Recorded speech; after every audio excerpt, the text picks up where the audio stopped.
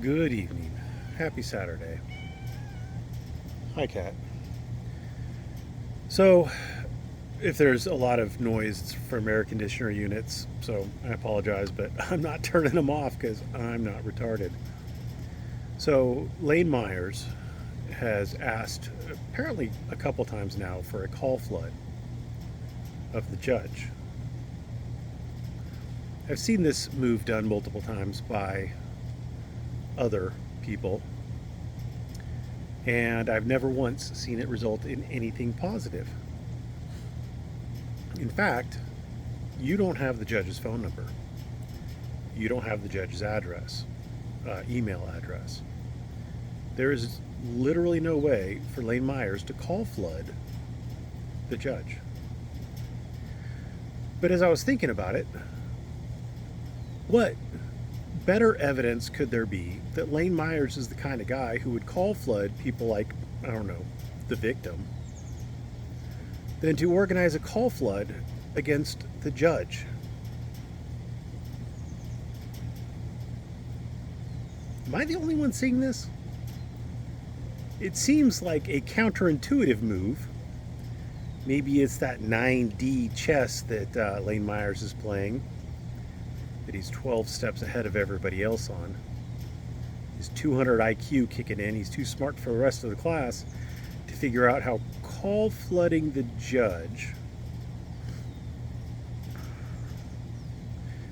is going to somehow, A, convince the judge to do the thing that he wants the judge to do, assumes that the judge has the power to do the thing that he wants the judge to do, and that it won't somehow backfire. I mean, that's a lot of chances. It's risks I wouldn't take, but then again, I'm just a first-year family law attorney and not a pro se civil attorney like Lane Myers is. Or pro se criminal attorney? I don't know. Pro per. Anyway, the phone number is for the courtroom, not the judge's chambers. The judge doesn't answer the phone in the courtroom. The clerk does. The email that I saw was not D. Douglas Metcalf's email. It was a clerk's email. I have never seen a sitting judge give out their email or a direct phone number back to their office. I've been in judges' chambers before, and I've seen they have phones and they have computers, so I assume they have emails and they have phone numbers, but they're never the ones posted on the court websites, because there's never a reason for an attorney to contact the judge directly. That would be an ex parte communication, which is frowned upon. You're supposed to file your motion and your notice and you serve it on the other side, and then you're supposed to talk to the judge in the courtroom with the opposing counsel or opposing party if they're not represented present. So literally none of this makes any sense. I also am of the opinion that Judge Metcalf doesn't have the power to make the recordings available. Now, he is the presiding judge, it appears, at least from the court's website. But that doesn't mean that he has control over all of the administrative functions of the courthouse. I'm going to assume that there's policies in place. But in addition, I would like to suggest to you that the written transcript is much more important to have available than a recorded transcript, because if Lane Myers is going to appeal this, which apparently he's alleged he's going to do, he will need a written transcript, not a recorded transcript. Not an audio recording, I should say.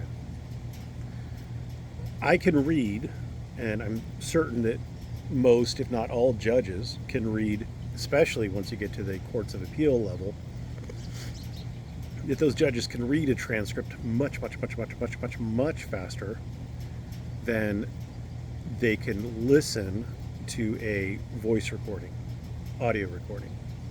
In addition, the transcripts typically, at least in my experience, have always had a table at the back where they identify each word that was used in the transcript and state which page that word appears on.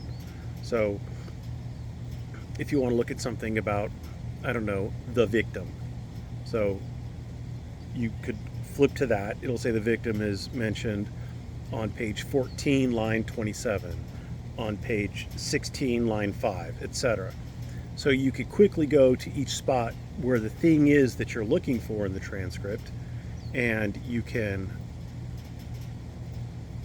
read, the little bit before and a little bit after if you want to speed run your way through the transcript. Typically in an appellate kind of thing, you're looking for where someone says objection. So you look objection, okay, there's an objection on this page, this line, this page, this line, this page, this line. You just go to those pages, look at them, and you can see what the objection was and how it was resolved. So as far as an appeal is concerned, you want that written transcript, not an audio recording. So that doesn't make any sense to me. The only way it makes sense to me is they want the audio recording so they can play them on YouTube. And I understand that Lane Meyer supporters won't understand things well enough to know what's going on, and they'll just assume that Lane's getting the shaft. So I guess, and I'm also assuming that considering the IQs of Lane Meyer supporters, that they'll probably be much more comfortable listening than reading. So I can understand why Lane Myers would want audio recordings and not transcripts. Someone asked me, what happens if Lane wins on his motion? Will the hearing on the 11th go away? I think it's August 11th. That's the evidentiary hearing on whether or not he's violated the terms of his probation. And it really depends on what, if anything, the court finds as to whether or not Lane prevails on his motion to modify. So probation won't go away. It won't go away. There will still be a probation. But whether or not Lane gets the terms modified enough to make the things that he's alleged to have violated, the terms he's alleged to violate, go away, that's what's in question. He's not going to walk out a free man. He's still going to be on probation. Even if he gets, like, best case scenario everything. The sentence isn't going to be overturned. The conviction isn't going to be overturned. So he'll still be on probation. It's just a question of what those probation terms are going to be.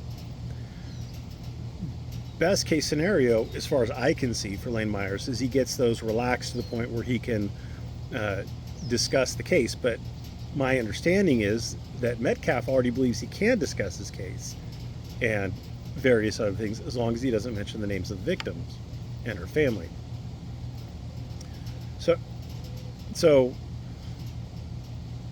if that's Metcalf's current understanding of the probation terms, then I honestly don't see anything that Lane Myers can do to suggest that they're overbroad, that they're somehow not narrowly tailored enough to, and I'm using the wrong terms because it doesn't have to be narrowly tailored. It has to be, like, I think, reasonably calculated to prevent future crime and to address public safety. And I think there was another issue. I don't remember the specifics, but you get what I'm saying. So because Metcalf has already said, apparently, allegedly, that Lane Myers can talk about his cases, and he could talk about other things as long as he doesn't, like the Supreme Court, the Arizona Supreme Court rule that they're trying to get modified, as long as he doesn't mention the names of the victim and the family and put out information about them. I don't know what ground he has to stand on. I don't know what leg he has there. So I went from being like, well, maybe he has a potential argument, to considering Judge Metcalf's understanding of the current terms of probation, he doesn't really have anything. So yeah. But if he does prevail, then the terms and conditions of probation will be tightened up or loosened up, I guess would be another way of looking at it. And those new terms of probation would be what the probation violation would be on. I'm assuming for terms and conditions that don't change.